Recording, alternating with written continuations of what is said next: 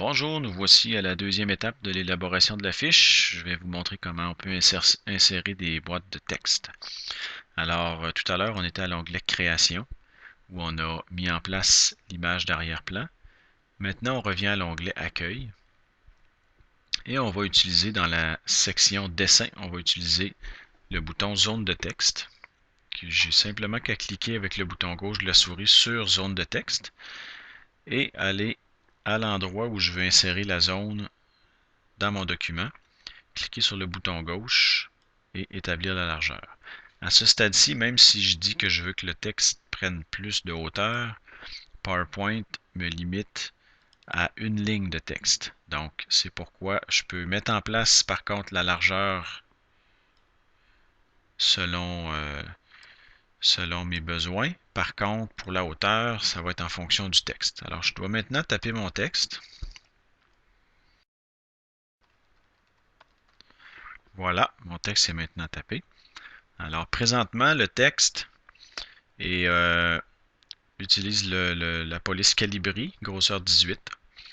Alors, je peux mettre en forme maintenant cette boîte de texte-là comme n'importe quel texte de la suite Office, c'est-à-dire que je dois sélectionner la zone de texte, comme c'est le cas présentement. On le voit par le trait continu autour de la zone et les poignées sur les coins et sur les milieux qui sont sélectionnés.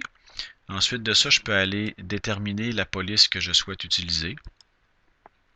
Je peux fixer la grosseur de la police en utilisant la liste qui est ici ou encore en utilisant les boutons augmenter la taille ou diminuer la taille.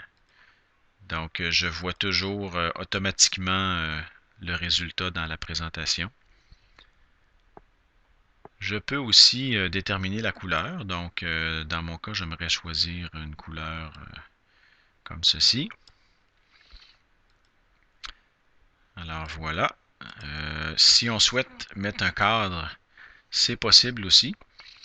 Alors, à ce moment-là, il faut aller travailler dans l'option Outils de dessin format qui apparaît lorsque la boîte de texte est sélectionnée. Donc, comme la boîte de texte est sélectionnée présentement, je peux aller dans le bouton Format, dans des outils de dessin, qui va me permettre d'ajouter un contour à la forme. Donc, je peux mettre un contour à la forme et je peux mettre un remplissage à la forme aussi, c'est-à-dire une couleur ou une image. Donc, je vais commencer par mettre un contour à la forme. J'aimerais mettre un tour noir atténué, disons comme ceci. Et j'aimerais mettre un arrière-plan. Alors, je n'ai qu'à aller dans la section remplissage à la forme. Je peux choisir une couleur, tout simplement. Je peux choisir une image aussi qui va s'appliquer comme image d'arrière-plan au bloc de texte seulement. Je pourrais aussi appliquer un dégradé et je pourrais appliquer une texture. C'est assez similaire ici à l'insertion d'une image d'arrière-plan pour la page en entier, mais cette fois-ci, ça s'applique uniquement à la zone de texte. Alors, dans mon cas, je souhaite simplement mettre un fond blanc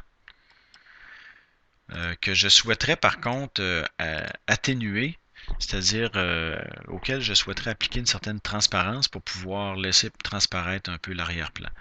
Donc, je sélectionne ma zone de texte, j'explose les styles de forme pour voir la boîte de dialogue format de la forme. Alors, on voit que je suis en remplissage uni présentement, la couleur blanc, et je peux simplement qu'ajouter un peu de transparence et je vois l'effet directement dans le document.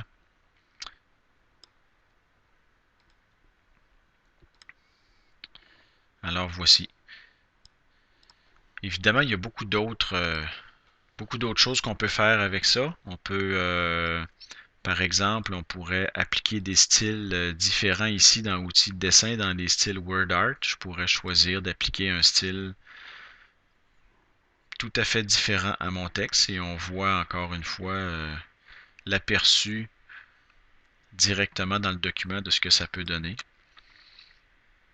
Il y a possibilité de mettre un contour au texte, de faire des effets d'ombrage aussi avec le texte.